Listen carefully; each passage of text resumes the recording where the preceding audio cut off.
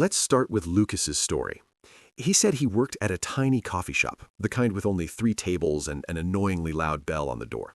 One day, a man in a suit walks in, phone glued to his ear, clearly arguing with someone who does not physically exist. He orders a coffee. The barista asks, "Would you like sugar?"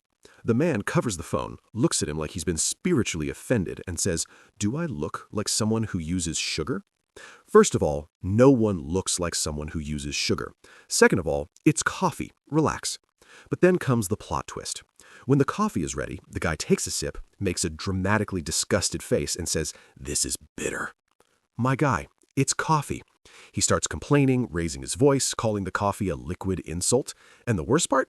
His son, a kid around 6 years old, is standing there silently, clearly dying of embarrassment.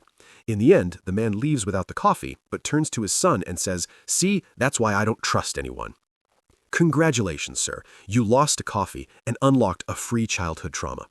If we opened the dictionary to the word unnecessary, it would probably just be a picture of this guy holding a paper cup. And yes, I know, the person telling this story was just an employee, no power at all. But if I were the manager of that cafe, oh, I'd have something to say. Something like, "Sir, according to company policy, adults who take their frustration out on baristas are only allowed decaf for the rest of their lives. It's company policy, nothing personal." Now, another quick story.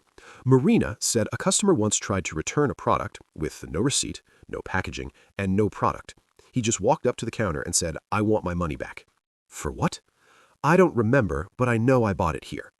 That's not a return, that's faith. And finally, my favorite type of customer, the one who invents rules, the one who says, "You can't do that, that's illegal, I know my rights," but strangely doesn't know a single law.